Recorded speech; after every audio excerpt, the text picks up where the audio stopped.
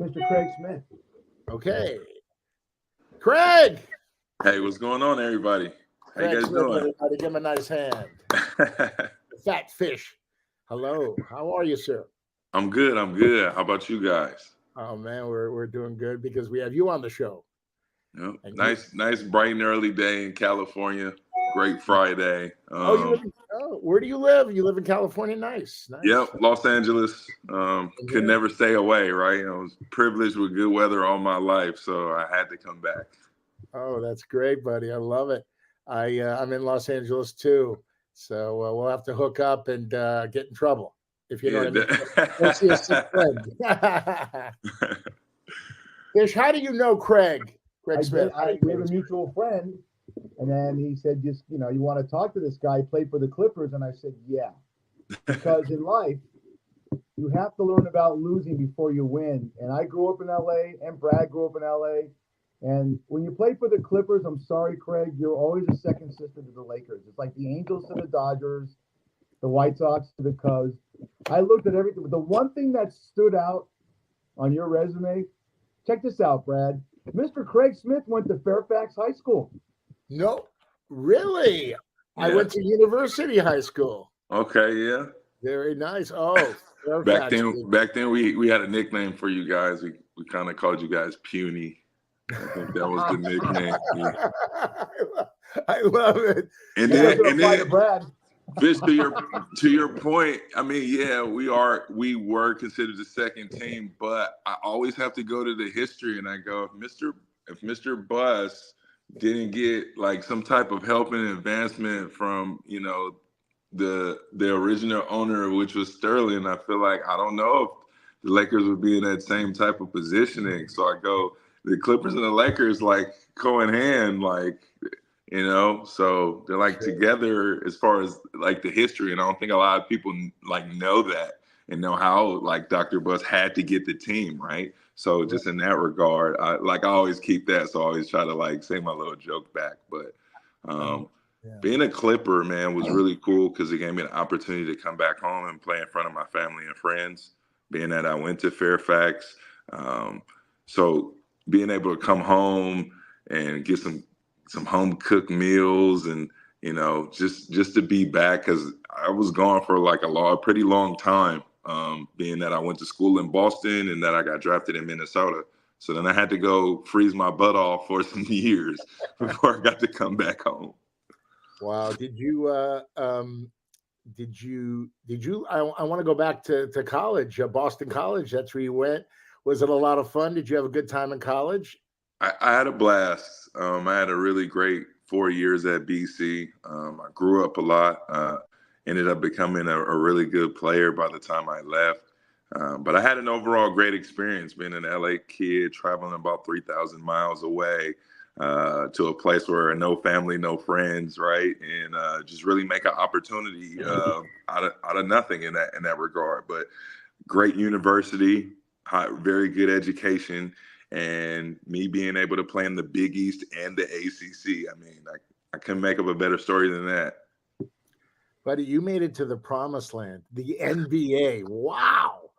That is such an accomplishment, man. I mean, there are good players, in high school. Then there are greater players that go to college. But to make it to the NBA, you got to be proud of yourself, man.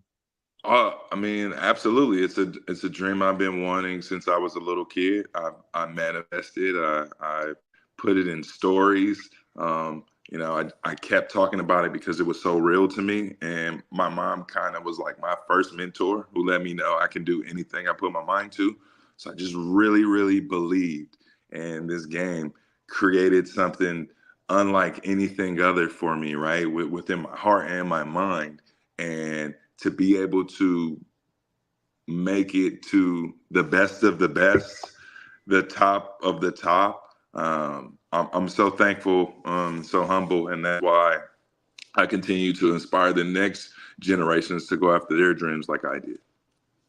I love it. So really, you prove that if you have a dream, follow it, it can come true. No matter where you're from, where you're raised, what kind of family you're from, never give up. Absolutely. Because, I mean, it's so true. It's not like a percentage of kids need to be successful. They all can be. And I think when you all start that process, especially at a young age, it can really go far and you really have a purpose. And it really like pushes you out of distractions or people who may, try to take you away from your purpose. It really aligns it up so you're really locked in. So that's why I try to do it a lot with the young generation, just really getting them focused because I believe the earlier you are focusing on things, the better you are just in life. And you can see it because, I mean, I'm a testament of it. Absolutely. You were a great player and you still are a great man. I mean, you're still giving and you're still teaching and you still give back to the kids and teach them, what you experienced. By the way, Fish is a writer. I'm a writer. I'm an actor. Right. And there's one thing that I was taught a long time ago, and I want you to address this. To be a great writer and to get a job as a writer, you have to get along with everybody in the writer's room. Okay. Do they look at you to see if you're a good fit for the NBA and the team like Minnesota, Clippers? You have to, I mean, everybody doesn't like each other. A testament to Draymond Green knocking Jordan Poole out, but I don't know. You tell me what goes on behind the scenes, right, Fish? Yeah. So there's like these like type of assessments that people go through if they ever heard certain stories or situations. And if they really like you, they're going to interview you and you're going to have a conversation about it. And they're going to see if there was changes made or not. And most likely when guys have certain things, if it's really, really bad, they might do a couple interviews. And if you do a couple interviews, you might not be getting drafted because, that hearsay is tough. But if you can go in there, you can explain certain situations or what may and may not happen, and people can understand your psychological, like the way you work. At the end of the day, it's fine, but people do their diligence, just like in the NFL. But the toughest thing is when you have a really good player and that player may have been in some trouble, then that's something to really think about, right? Because the media is going to get a hold of that, especially if he's like a top pick, right? We've seen those and heard those stories before, right? Well, I mean, even for an example, I know it was like, I think, was it like Joe Mixon or something like that when he played when he was coming into the draft for the Bengals, and he had things prior and stuff like that. So it's just but he had those meetings, right? And he got to show himself, and that's what like ultimately got him drafted. So it goes both hands because this game, right? You have the talent, but you also have to have the mental capacity to be able to deal with a lot of stuff because you're getting paid a lot of money. You're going to be put in a lot of different stressful situations. So you really have to be able to think this game because it's a thinking game, especially when you get into the pros, because it's just like how smart can you be and how can you avoid certain situations and different things, right? Because you have a lot of things that come after you, predators, all sorts of different stuff. And then, right, everybody's accessible almost to you, right? And the nightlife, like everybody embraces you. So there's just so many different things that you really have to be prepared for. And in that regard, sometimes I just say you have to have a really good team when you start to becoming a pro. You have to find your really close friends, if not close friends, people that you hired that you'll be able to trust down the line. Yeah. Got to ask you, LA, the guy played in Hong Kong and Jerusalem. Okay, you've hit the whole world. What city did you have the best parties in? What were the women like? Oh my God. In Hong Kong and Jerusalem. You had to have the whole spectrum, kid. I mean, yeah, what's cool about it with me and my experience is that everywhere I went, due to the type of personality that I have, I get along with a lot of people. So everywhere I had a ball. I had a ball in China. I had a ball in Israel where I lived there for 2 years. And I mean, just even having fun in all these different states that I lived in Minnesota, Boston, and Portland. I really had a great time. And it was just really, really cool. Like I got to see like the other side of different things. Like as far as Israel, like I got to be part of like a singing competition, and the singing competition like kind of boosted me up into like a whole different spectrum.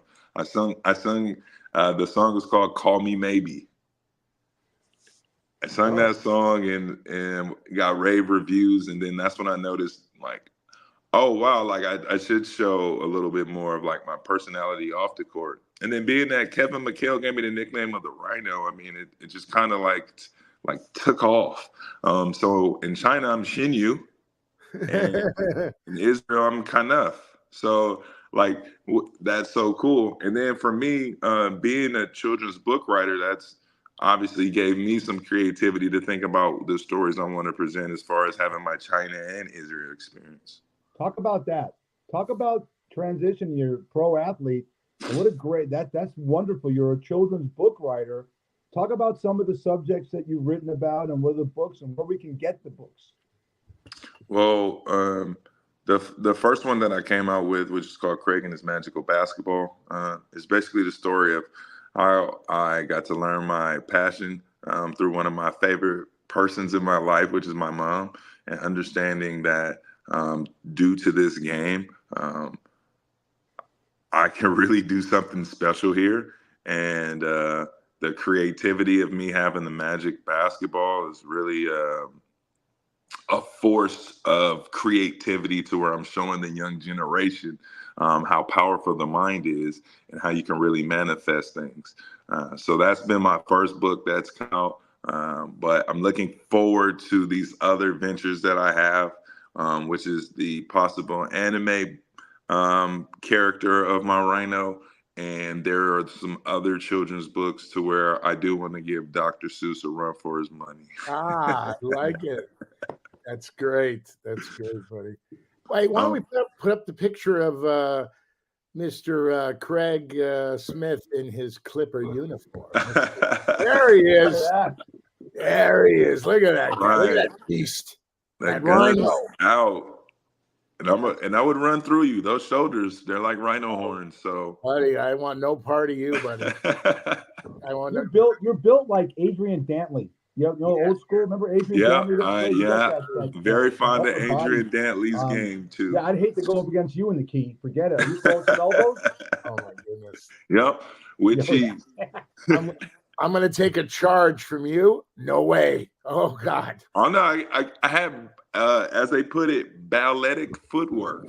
So I see. You can step I around was me. A big guy, but I was light on my feet. I love that. You were like Jackie Gleason, light on your feet. I like that. Very cool. Very good. Brad. You have any great stories? Brad played high school basketball at uni, and one of his best friends on the planet is a guy by the name of Steve Kerr. If Steve Kerr was coaching Brad on how to guard you, is there any chance? Nah. Are you a righty or a lefty? He can get it wrong. He gonna think a certain type of way, and that's what's so good about this game. Like people can perceive one thing about your game that they saw, but then they may have not seen you work or your evolution. So it's just like thinking previously when there could be some like I said, evolution of it. So he might be thinking, you know what, this guy's still playing the post. You could take a charge. But then when I go out and shoot the three, it's just like, okay, what do we do now? Oh, he knows how to shoot the three. He knows how to handle the ball. Like, all right, what's going on here? Are you a righty or a lefty? So this is what's cool about me that everybody don't know. Like I'm kind of almost both. My mom's left-handed, but I got to use a lot of my left hand. Don't ask me why. I shoot pool with my left. There's a ton of things I do with my left. Like I even kick with my left. So there's just things about me that I love to use my left hand a lot. But I am right-handed, but I love using my left.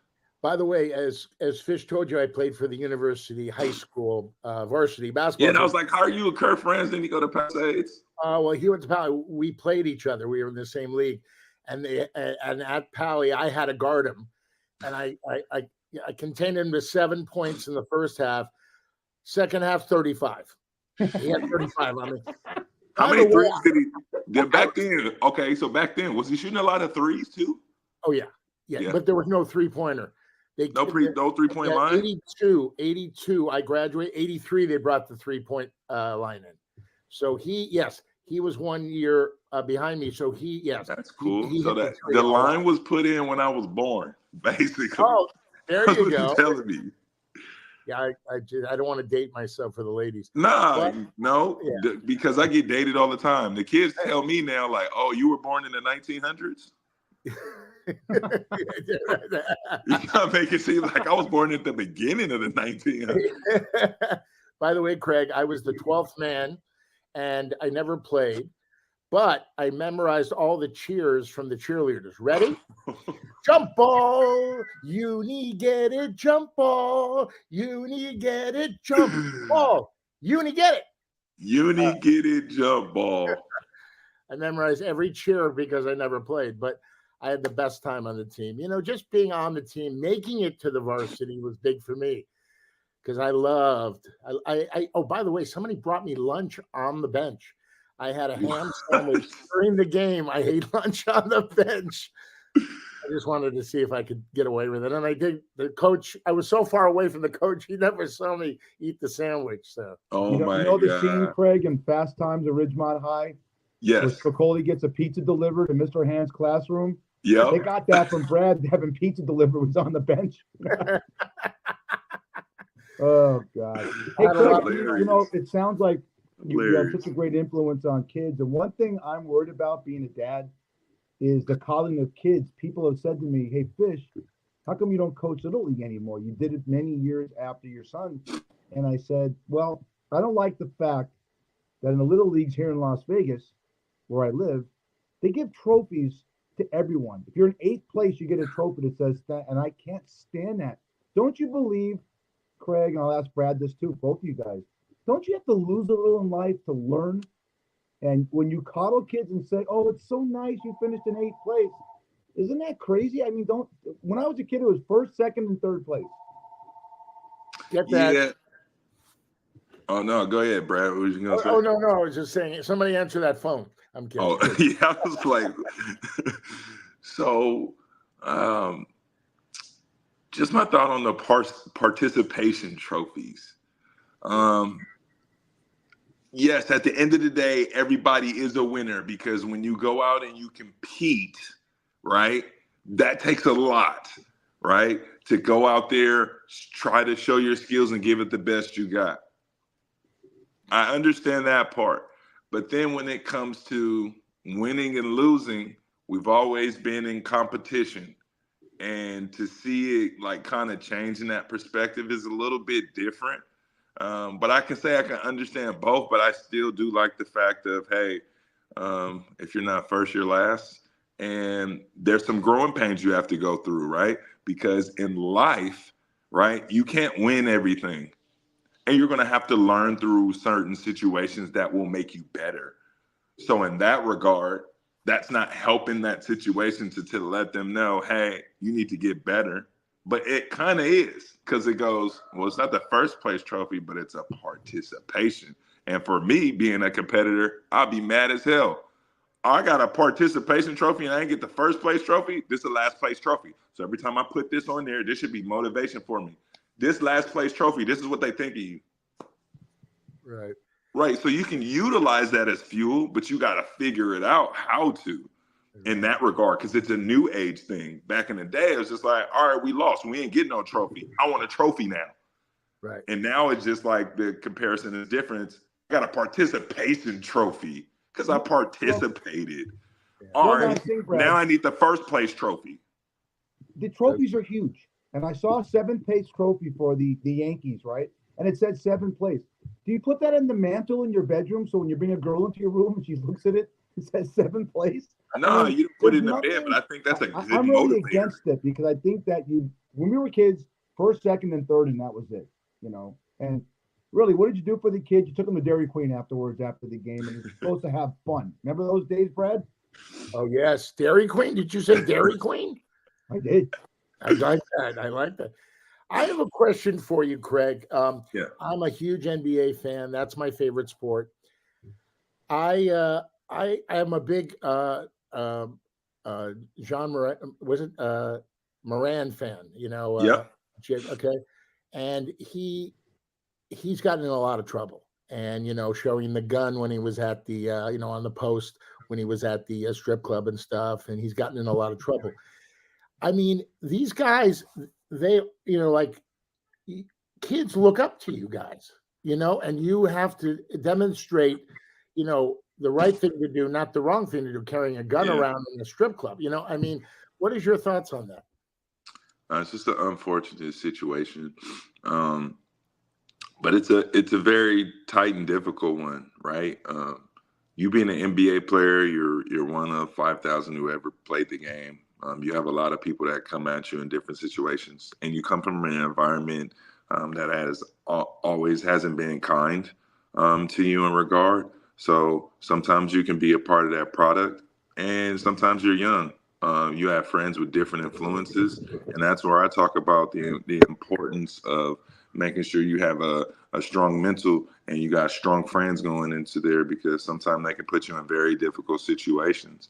Now, mind you, sometimes it is harmless, but being a product of your environment and seeing all these different videos and different things that go on these social media platforms, it's like, I want to do my thing and state my name, and I feel invincible too. But in that regard, the only person you're really hurting is your situation. Now, you built yourself to become a league player. There's no reason why you should have had a gun at all. Security for you, or one of your friends who play security should have a gun for you to protect you, right? And that's when you hire him for security. But you don't need to be out here doing that, because you are a role model in some regards and kids look up to you. So you don't want all these kids to come out here and do this thing. And we already have a gun problem in the United States of America, where a lot of people like certain things that are going on and a lot of people don't. So there's an uproar about these things, and you can't be adding to that because you are under a microscope. Like I say, for a lot of NBA players, we made it to a place of a euphoria that people are looking for us to fall down. Yeah, I just can't believe it, because kids do look up, and if they see John Moran with a gun, they're going to go out and get a gun. You know what I'm saying? It's cool to carry a gun in a strip club or carry a gun to school. Look what's happened in our schools. I never saw a gun in my school. Oh my God. It's scary. It's really, and that's what I said. Like even me, I didn't have to deal with really wondering if somebody was going to bring a gun to school, right. Yeah. or shoot the school up. That's a totally different era. This is an era where I can't relate to that, because it didn't really happen to us like that. Absolutely. So that's where it goes. Different era, different times. We all go through our own different eras and different times of things. And now they're dealing with a lot of gun violence and senseless, right? Because people go in and try to shoot kids. This is kind of crazy. Yeah, I want to segue. There's one thing about any career, any sport, when it's time to say goodbye, close the chapter and move on. How did you know it was time for you to move on? Because look, Michael Jordan came back. Okay, he blew out his knee with the Wizards. Okay, Muhammad Ali, my hero, was pummeled in the corner by Larry Holmes in Caesar's Palace, and Larry Holmes was turning around to the ref. This is my hero. Stop the fight, right? Yeah. And Tom Brady, he didn't go out. Can you tell us, it's always good to go out on top, right? These guys don't need the money. They come back because they missed the spotlight. Am I right? It's like the spotlight, but then you got to remember, we played this game for free. We love this game. We just start getting paid later. It took us a lot of years, right? Right. Some of us start really young, so it's the passion. And we have to do certain things a lot of people don't, because a lot of people come out and they say, hey, I want to work towards this job, but just being a doctor. And I'm going to be a doctor for 40, 50 years, and I'm going to retire. That doesn't happen in the game of sports. Right. We have a small window that could range from 1 to 20 years, right? We got 1 to 20 years. It could be cut short at any time. And then what? You have to get another type of job. Right. You have to figure something else out because, right, you love this game for so long, but as a pro, you can't play forever. You can't play 40, 50 years. So Right. then you have to find another passion, in which I was lucky to, because I feel like all players, we go through our own depression about the game. Like that's a real thing. We played something forever to where we felt like a superhero, and now we got to take our superhero cape off because it's just done. How did you know it was time for you to move on? When you said, hey, I've had the time of my life, it's time to do something else. Well, I started to get a little bit more injuries, and that's when I started understanding, like, all right, I need to start understanding like my pivot because I do want to walk normal when I leave this game. I want to be able to run. I want to still be able to dunk when I'm older. So I just started thinking about it. And then after like my Achilles, I was like, all right, I don't think I'm going to do like overseas anymore. If there was a league opportunity, maybe, but I think that may be done. Because after I came in China, I was supposed to work out with Golden State in 2014. But a minor injury happened, so I didn't get that there.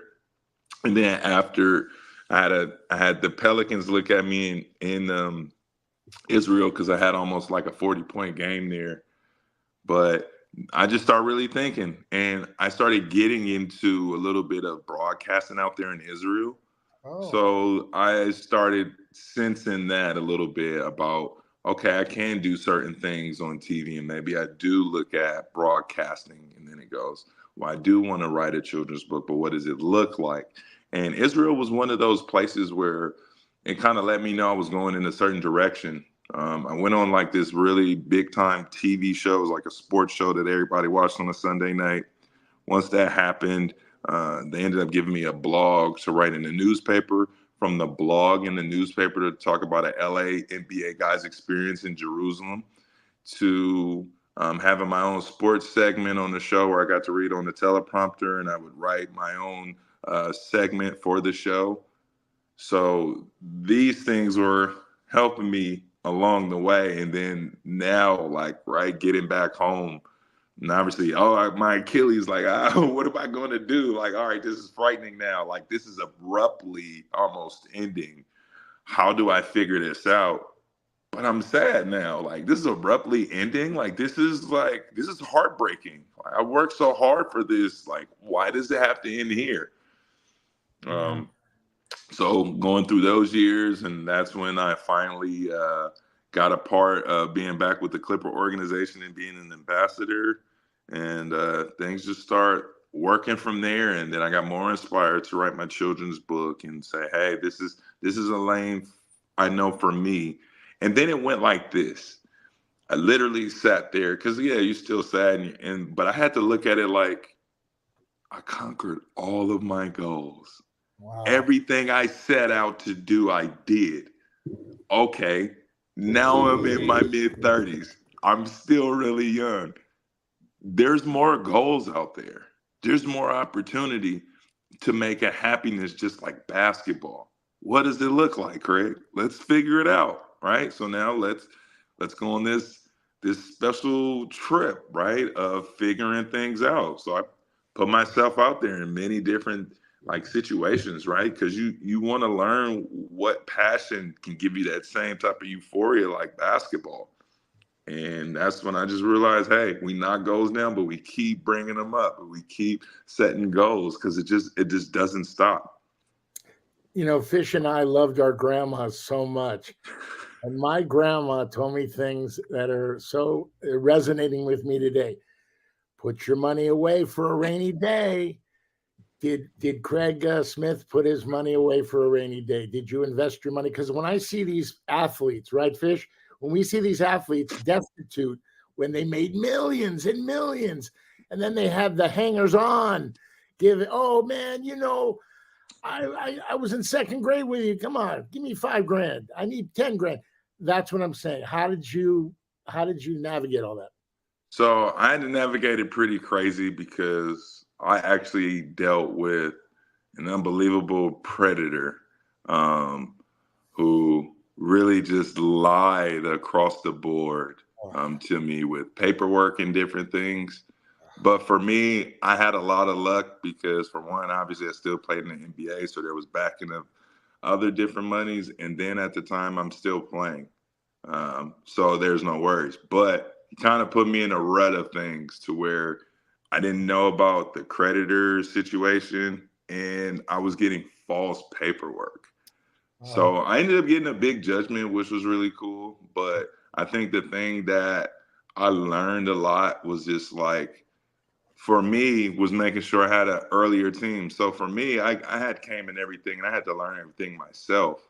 Like there's nobody I knew who were capable of understanding money at that type of pace that fast, right? My mom worked at UCLA. I'm the first to go to college in regard, so everything's pretty much of a learn. So I have people who take advantage of me.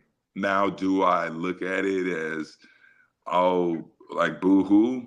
Like a little bit, but at the same time, I couldn't cry wolf or play victim, right? There was a reason for me to understand that, and that was just to put me in the best position possible to where I run everything across the board that I do today. And not only that, it's just like I've only gotten good karma out of it.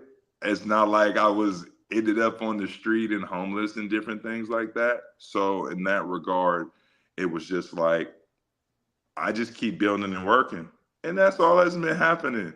And things are still good and great. And I would never be in no crazy position in my life. So I really can't complain in that regard.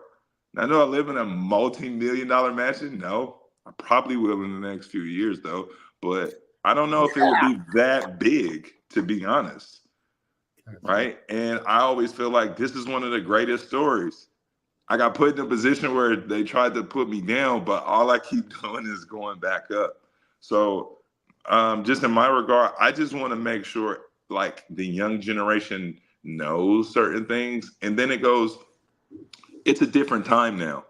I didn't have Google to do research and different things like they can do now. So like to be able to protect their even own finances, even their sales is a little bit easier in regard of things because everything you can kind of see it now in the forefront. It doesn't have to be, oh, I have to wait on this or this certain paperwork for this bank. Like, no, I can see this all here.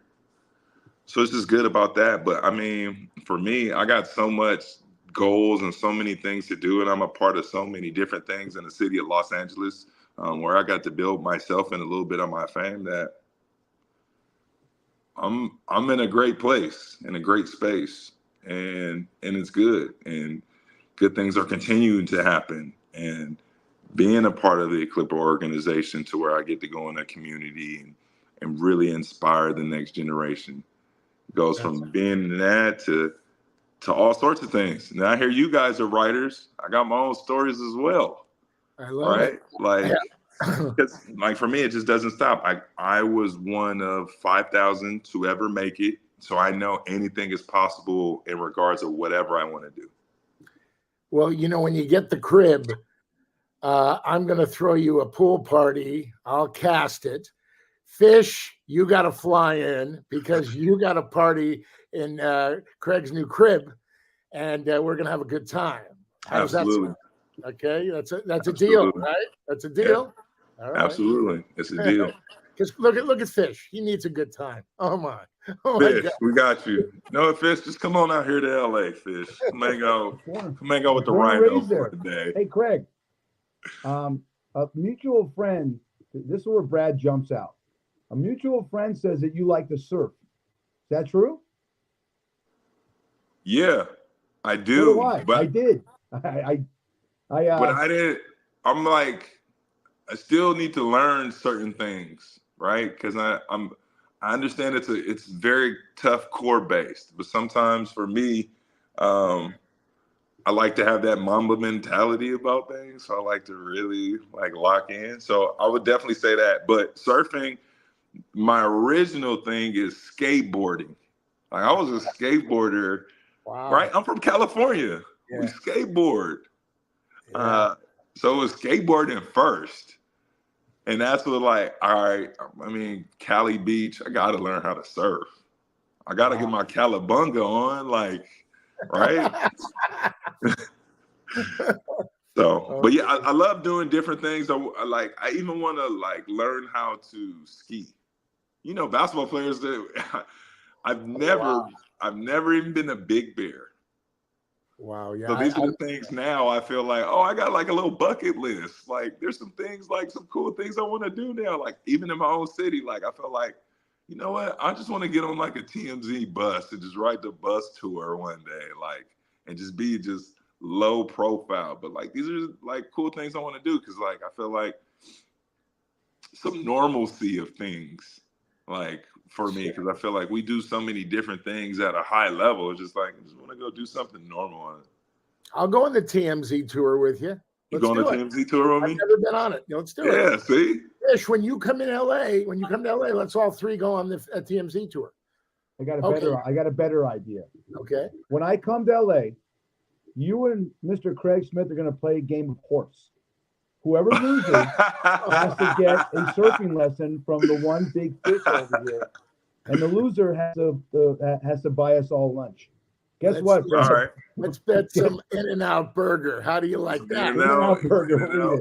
You like In-N-Out or Fat Burger? It's got to be. Fat Craig, burger. can I ask you a question?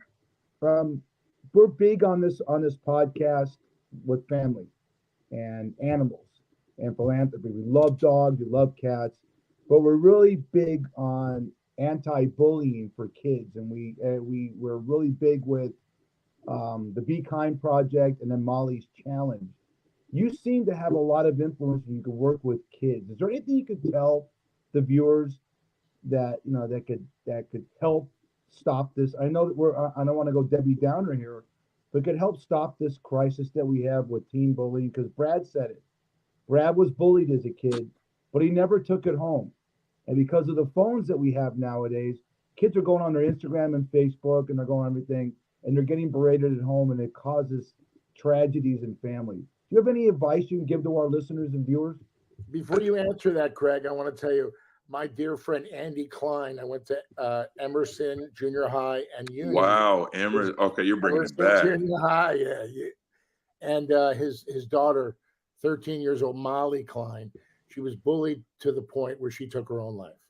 So we have decided on our show, Fat Fish, to that is going to be our challenge to get the word out there and stop this. This is crazy. I mean, the bullying. I mean, these kids on the phones and all this stuff. What are your thoughts on that? Well, one, it always comes out to say you got to be careful what you say on social media. I think I always go out and I express this to kids, and that's why I try to push them on their endeavors at a young age. Because for one example, when I felt like I loved the game so much and I knew basketball was going to be something from the age of 3 on, there was nothing that can deter me, nothing that can distract me because of my focus. And that's what I want the young generation to focus on now. It's about your endeavors or your purpose. And if you have a purpose, you don't have certain type of distractions. So you don't even get to entertain some of those things. Now, mind you, this is a totally different platform.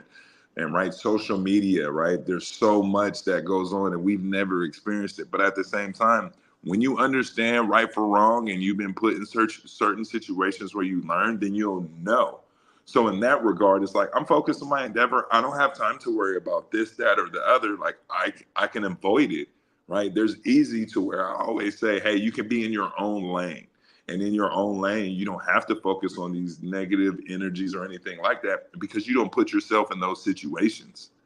So being that it is on social media and these different things like that, there is an avenue where we can build this positive mindset and this positive attitude to where we get kids to speak up for themselves, right? Understand what's not okay.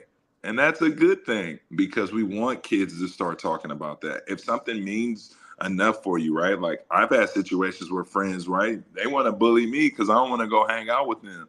I'm not worried about that. I need to go to the gym to get better because my purpose is so much bigger than what this situation currently is.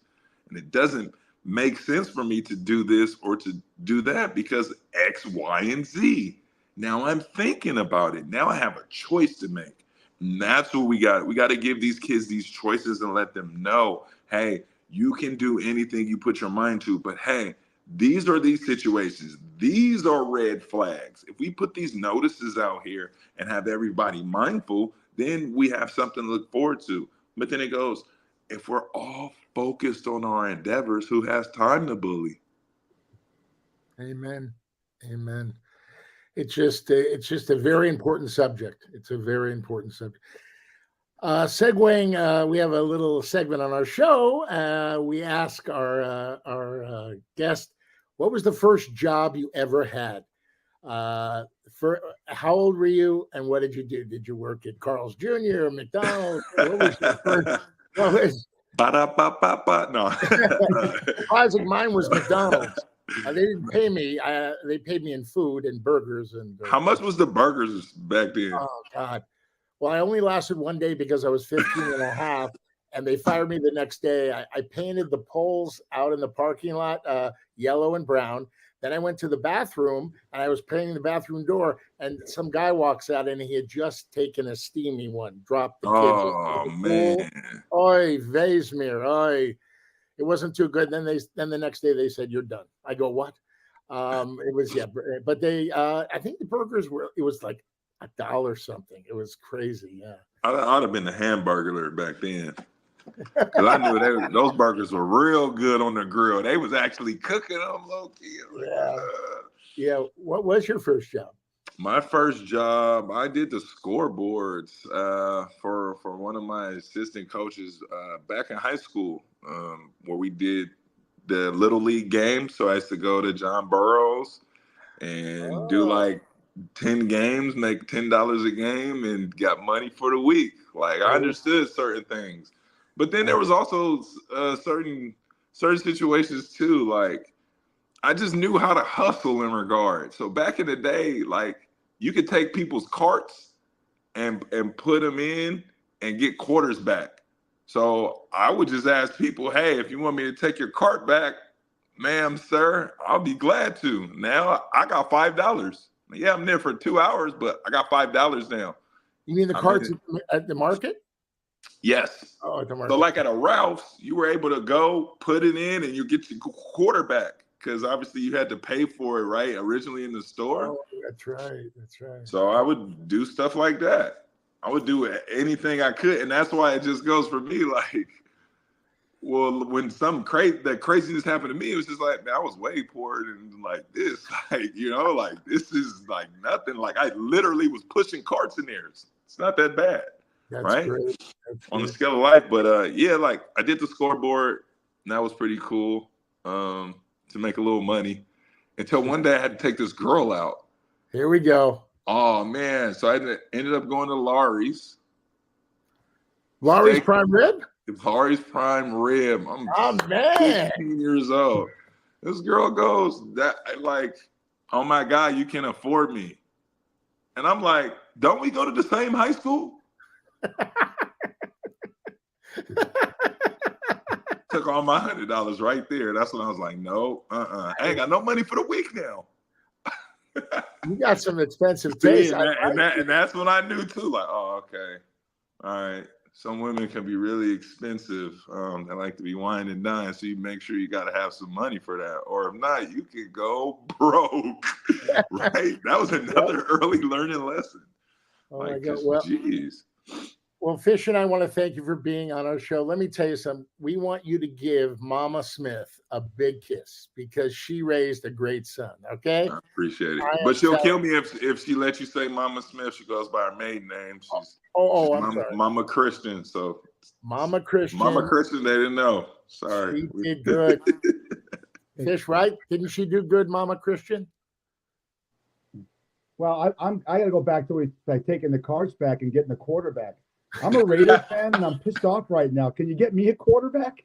We can't see me get a quarterback. I think I can, low Big key. Football I fan. can. There might be some Craig, machines still out here. Are you a Raider fan? Are you a football fan? Yes. Can I tell you about my story real quick?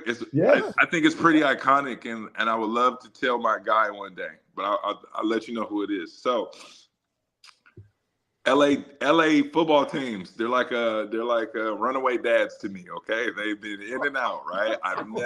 It's as long as I've been around, I've never really had a team here. Like, I've heard about the team, right? But I never got to experience it. And then going to Worcester Academy, I got to sit on the couch one day, and I see this guy Drew Bledsoe, and he gets cracked. I'm like, geez, Louise, I don't think that guy's gonna play again. Then they talk about this guy named Tom Brady, talking about how he was the last pick in the draft, and he's an underdog. And I was like, hey, I'm an underdog too. Like, nobody thinks I'm gonna like make it, right? So I watch this game, he wins. All right, I'm gonna watch this guy. I didn't know at the end of the year he's gonna win the Super Bowl. I didn't know like this. So organically, me going to Boston, I became a Tom Brady fan. Ah, gotcha. And people are like, you're an LA kid, you love Tom Brady. Like, what, you love Boston? I'm like, yeah, Boston's gave me like an unbelievable experience. Like, right? Like, I have this experience with Tom Brady. I mean, Bill Belichick came to our games, right? The Celtics came to our games. So, like, all this history, and then there's this really cool fan base, right? Right. So I became a New England Patriots Wow. fan, and we ended up winning 6 Super Bowls. I still went with Tom to Tampa. I was a Tampa Bay Patriot. Wow. And you're friends with him? Are you? No. So what's funny is I seen Julian Edelman, like, he was up at Crossroads. I think he was doing something for his daughter. I just got to see Jules, and I'm like, oh, Jules. And then I have one of my old trainers. His name's Gunnar Peterson. Oh my God, yes, he's a big. He was cool with Tom, so I always used to like relay a message to Gunnar to be like, hey, tell Tom this. He's my guy. Gotcha. But I gotta meet Tom to really tell him his story and like how he helped me as an LA kid in Boston. Just by his determination, being the last picked. And he, it was one of those things where, this is another thing. Let me know I can do it. That's right, man. I tell you, no matter where you are in life, my dad always taught me this. My dad's 91 years old. My mom's 83. I take care of them. And I'll tell you something, my dad has given me so much wisdom. He always said, today's a bad day, right? But tomorrow, clean slate, brand new day. And as an actor, my life has changed overnight. My mom said, oh, why don't you find something else if things are not going well? And then overnight, I got a big movie with Demi Moore, Striptease. I got a pilot. I got 3 national commercials. You see how life can change overnight? You never know. Absolutely. That is my alumni. What's cool is, I just got inducted into the Fairfax High School Hall of Fame. Oh, there we go. Demi Moore is one of the alumnus. Oh, is she? Yeah. Oh, that's nice. She went to Fairfax. So that's shout out to Demi Moore. I added her too when I got the post. But yeah, she was so good to me. It was an away game. I had to go to Florida, Fort Lauderdale, and she was so nice to me. It was my big away game. I'd never been away and done a movie, so it was great. It was something I'll never forget, and it was great. But we want to thank you for being on the show. Craig, you're going to come back on. Fish, can we get Craig back on the show? Yeah, let's do it. We got more books. We got a lot of stuff going on. We got stories. We're going on the TMZ tour when we get Fish over here back to LA. His hometown. I gotta get a surfboard now. A surfboard, yeah, skateboard. Right, Fish? Yeah, I need a new skateboard too. We can't hear Fish. That's good. See, you can't hear a word he says. But thank you, Craig. God bless you, buddy. And we'll see you down the road. And all good should come to you, buddy. You're one of the good guys. Thank you. Appreciate it, Brad. Fish. Love you guys. Appreciate it. We'll see you again. Craig Smith, man. Oh, is he great? A Clipper. He does so many great things. Look at this guy. What a beast. Jesus. I think I could take him though, Fish. I think I could take him. No, I can't take him. Fish, what happened to your volume? What's going on with you over there? There's nothing. I can't hear a word you're saying. So I'll do all the talking now. Thank God. That's how it should be. Fish, let me ask you a question. Football. All of these quarterbacks are leaving. We got Hunter Renfro. He's got cut by the Raiders. We got Jimmy G. He got cut by the Raiders. Jimmy G called me right when he got cut. He said, let me tell you something. Snacks, I'm giving you my Hustler Club membership. So I got his Hustler Club membership. How great is that? And, me and Jimmy G are now close because we love beautiful ladies and we go to strip clubs. And, I'm a single guy, so, I do that kind of stuff. But this is show number 53, by the way, and we're having a great time. Right, Fish? Are we having a good time? Fish is now Marceau. What was the mime? What was his name? Marsan. Yeah, there we go. There it is. There it is. Good Fish. Good. Well, let me tell you something. We want to give the shout out, as we do, to Molly Klein. She's in heaven. She is the most beautiful girl in the world. And remember, we got to stop bullying in schools and life. People should keep their thoughts to themselves if they're not positive and all about love. Okay? Remember that. Molly took her own life last year at the age of 13 because she couldn't take the bullying anymore. She was bullied at school. She was bullied on the phone because she was a beautiful girl. Jealousy is a disease, okay? When people get jealous of one another, it's a terrible thing. Everybody should be happy for one another. If something good happens for you, way to go. The pie in life is big enough. Everybody gets a slice, okay? That's how it's going to go. Molly, we love you. We're thinking about you, and we're going to take up your challenge, and we're going to stop bullying. Right, Fish? Just nod your head. Okay. All right. 53 in the books, baby. That's Eric Fish Snyder. Thank you, Craig Smith, for being on the show. And I'm Brad Brennan Grunberg, a.k.a. Snacks. We'll see you for 54 next week. Fat Fish out. Take it away. You've been listening to the Fat Fish Podcast, heard on all your favorite platforms. Until next time. Manny. Hey, Grandma. Love it. See you next week on Fat Fish.